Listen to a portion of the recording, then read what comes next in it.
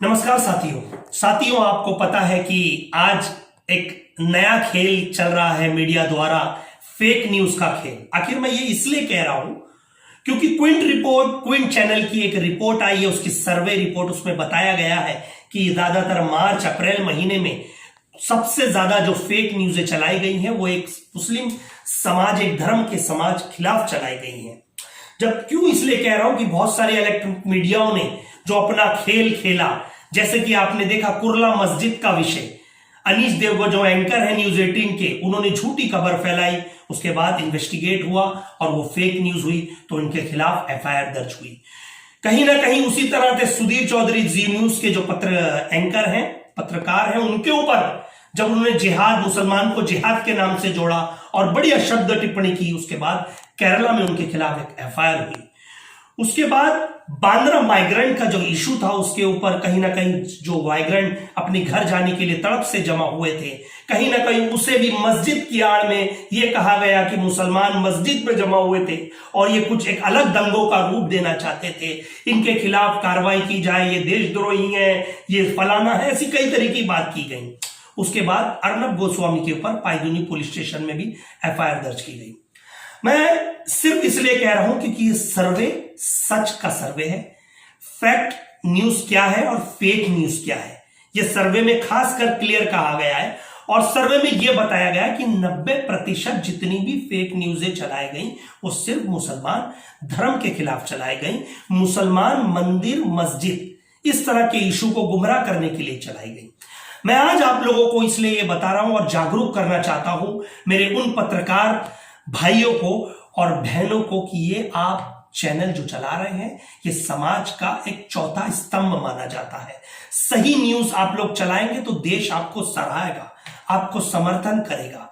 Fake news चलाओगे तो ज्यादा दिन झूठ की राजनीति नहीं चलती। आज मुझे पता है आज आप लोग उन लोगों को खुश कर रहे हो जिनके चैनल पे आप काम करते हो, आपको हो सकता है बड़े बड़े प्रमोशन के चक्कर में आप ये कर रहे हो, लेकिन याद रख लीजिए सच का सामना तो होके रहेगा। और सच की जब आवाज, डंका बजता है और ऊपर वाले की मार पड़ती है तो गूंगा भी बोल उठता है। आपको यह बताना होगा कि आज आपको मुसलमानों से पेट में दर्द क्यों उठता है, आज सिर्फ मुसलमानों से आपको क्यों आज इतनी तकलीफ होती है कि कुछ भी हो जाए ये मुसलमान दंगाई है, कुछ तकलीफ हो जाए मुसलमान आतंकवादी है, हर नाम के आगे मुसलमान को ऐसे अशब्द टिप्पणी क्यों झेलनी पड़ रही है, ये मुझे बताइए। 2014 के पहले हमने कभी ये सब शब्द नहीं सुने थे। 2014 के बाद आखिर क्या वजह आन पड़ी जो आज देश के प्रधानमंत्री चुप्पी साधे हुए हैं, ऐसे चैनलों के खिलाफ कार्रवाई नहीं कर रहे? देश के गृह मंत्रालय आखिर क्यों चुप है? आज हमने देखा जब से महाराष्ट्र में महाविकास आघाड़ी सरकार आई है, जब से कोई भी अगर इस कोविड-19 के कहर को मुसलमान और हिंदू के नाम से जोड़ रहा है, समाज में जहर फैलाने का काम कर रहा है, तो ऐसे पत्रकारों के खिलाफ उद्धव जी ठाकरे, अनिल देशमुख साहब, साथ ही साथ थोराट साहब ने यह आदेश दिए हैं कि एक्शन लिया जाए, चाहे वो कोई भी धर्म समाज का हो। क्या हिंदू मुसलमान कर रहा है, दंगे फैलाने की कोशिश कर रहा है, मंदिर मस्जिद की आड़ में उनके खिलाफ कानूनी कार्रवाई की जाए, कड़े अल्फाजों में किया गया। मैं उद्धव ठाकरे जी का इसलिए समर्थन करता हूं कि उन्होंने सच की बात कही है और सच को लेकर चला है। उन्होंने कभी हिंदू मुसलमान की बात नहीं की। जो समाज में चल रहा है ध्रुवीकरण की राजनीति, जो जहर घोलने का काम चल रहा है सिर्फ एक समाज के खिलाफ। आज आपने देखा कोविड-19 के लिए सड़कों पे आज जो सबसे ज्यादा खाना खिलाने का काम कर रहे हैं वो मुसलमान समाज के लोग कर रहे हैं। ये हमने न्यूज की पड़ताल करी, ये मैं नहीं कर रहा हूं, ये फैक्ट न्यूज कह रही है। जो आज लोगों को मदद मुहैया कर रहे हैं वो मुसलमान समाज कर रहा है। घर घर जाकर खाना पहुंचा रहे हैं, दवाइयां पहुंचा रहे हैं, वो मुसलमान समाज कर रहा है। आप कहते हैं कि हिंदू मुसलमान, सिप्ला कंपनी किसकी है आपको पता है? एक मुस्लिम बंदे की है। वो बंदे उस कंपनी का ओनर है। क्या आप ये कह देंगे अगर वो मुसलमान है तो हम दवाई नहीं खाएंगे? ये कोई बात होती है? क्या आप लोग हिंदू मुसलमान कर रहे हैं? साइंटिस्ट, बड़े बड़े डॉक्टर, बड़े बड़े ऑफिसर्स, इंजीनियर, लॉयर आज कौन है? मुसलमान है।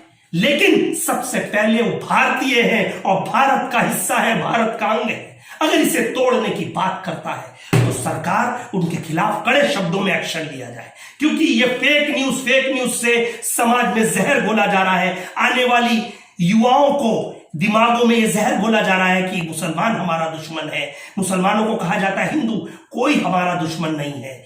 याद रख लीजिए, हिंदू हमारा, मुसलमान हमारा, दलित हमारा, जैन, सिख, मराठा हमारा, सब हमारे भाई भाई हैं। सिर्फ समाज के दुश्मन तो वो है जो सत्ता की रोटी सेकने के लिए आज इनकी बलियां चढ़ा रहे हैं।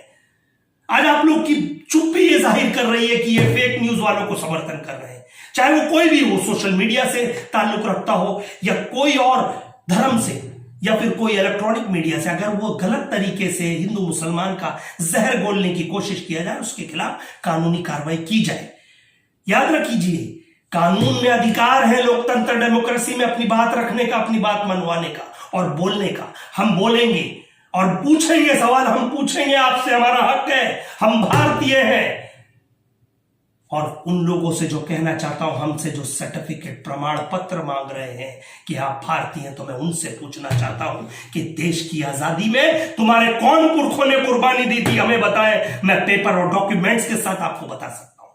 इसलिए मैं कहना चाहता हूं, हाथ जोड़ के निवेदन करना चाहता हूं ऐसे मीडिया पत्रकारों से कि जहर खोलने का काम ना करें, सच की आवाज बने, सच्चाई दिखाएं। 4 दिन की जिंदगी है, फिर अंधेरी रात है। जिंदगी ये टेम्पररी लाइफ है, मर के जाना है भगवान के पास, खुदा के पास, हर किसी को जाना है, जीसस के पास, जो अपने अपने धर्म के खुदाओं को मानते हैं।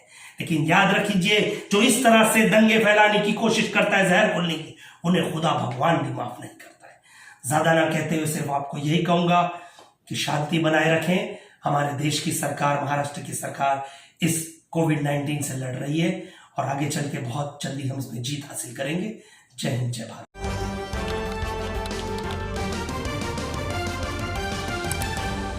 आपकी आवाज